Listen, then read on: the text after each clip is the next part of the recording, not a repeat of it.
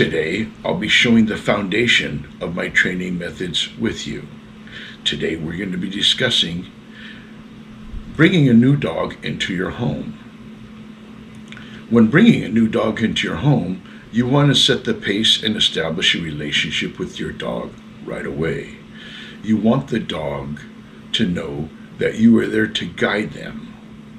By engaging with your dog right away in this fashion, you are immediately setting a relationship in a positive way with the dog. If you don't set the pace properly right away, you're bound to start submitting in certain ways to your dog and therefore adding confusion in the relationship that will be harder for you to correct later. It is much easier to set a good foundation right away, right now.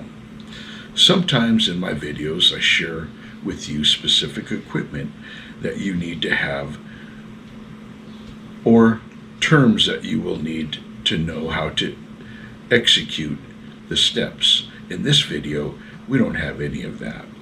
Any tips I mention, you should be able to implement without any special tools. This is a basic video with big impact.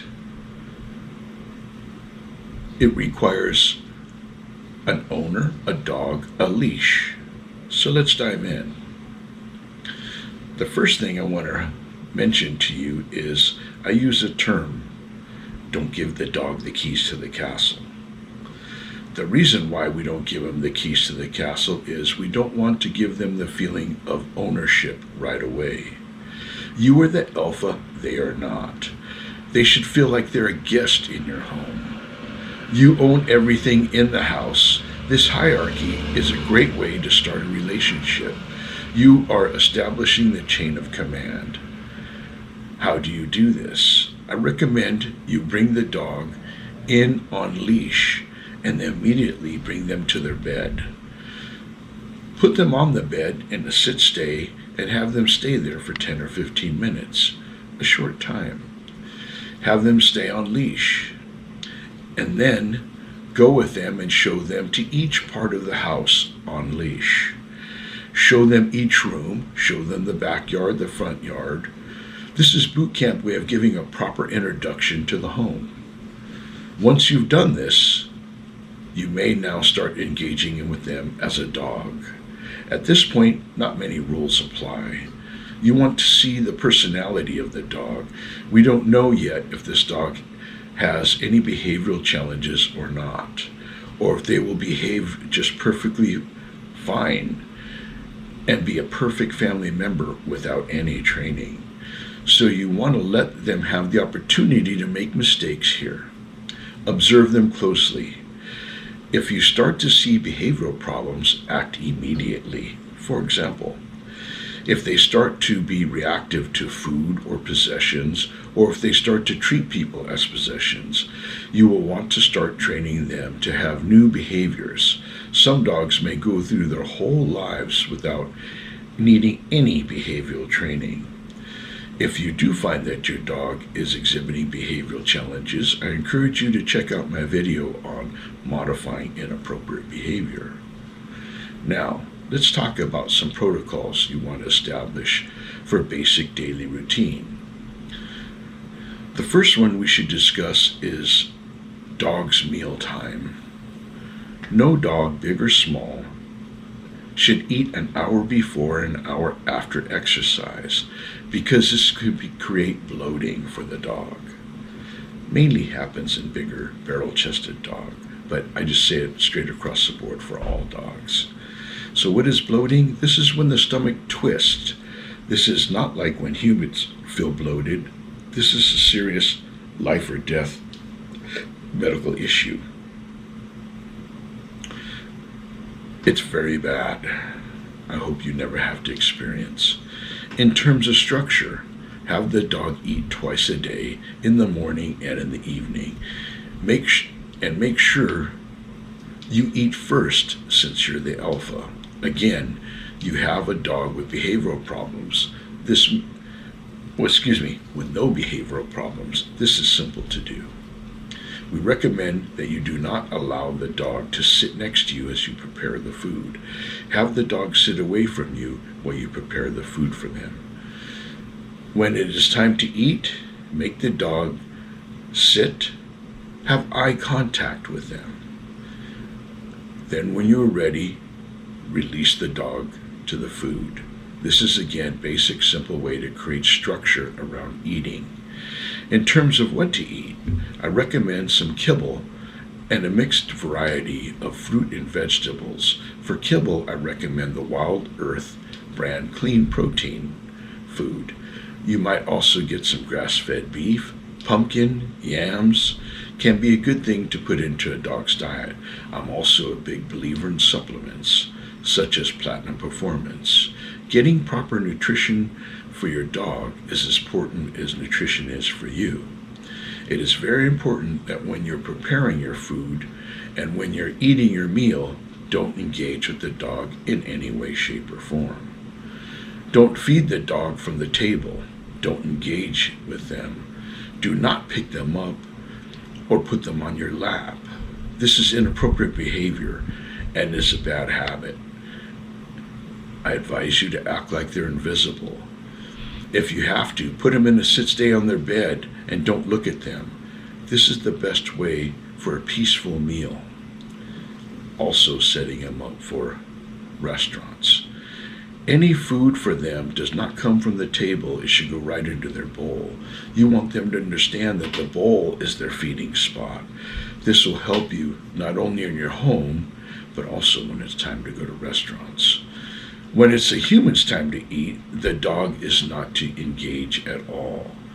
The next thing to discuss is potty training. Does your dog have access to in and out of the house at all times? Let's talk through both scenarios. If they have access in and out of the house at all times, terrific. First thing in the morning, when you wake up, take your dog outside. Take them to the area of your yard where you want them to go to the bathroom. When they go to the bathroom, be excited, be animated. That will give that they've done their business, big or small. Again, let them know you're happy. Be happy and provide the validation for them. If your dog responds well to this, continue to do this process with the same location each time. Be consistent. Then go back into the home. If they do not have access to in and out of the house at all times, you may want to consider getting a plastic kid swimming pool and put it inside the house in a predetermined location. My best suggestion is put a couple of pieces of sod in it. This works far better than pee pads because it gives the dog the feeling of peeing on the lawn and is a much more sanitary system to use than pee pads. Allow the dog an access spot like this for when it's inside. When the dog is outside, use the same approach as I said earlier. Again, take them to an area in your yard where you want them to go to the bathroom. When they go to the bathroom, again, be excited, be animated, give them the validation that they need. Then again, go back into the house. Be consistent with this process for both inside and outside the home. Now, what happens if you have an accident inside the home? Some folks think that you need to catch the dog right in the act. I'm not one of them. If I find a dog has done business, big or small, in the house, I'm going to find the dog, bring them to that spot, put their nose in it, and show some emotion here. Be a little loud and boisterous and use negative emotion to verbally show the animal that you are dissatisfied with their action. Then escort them outside the house and simply close the door.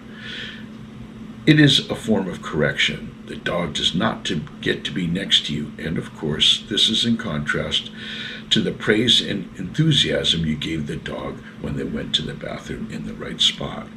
This is negative feedback versus positive feedback, and using these tools tactfully.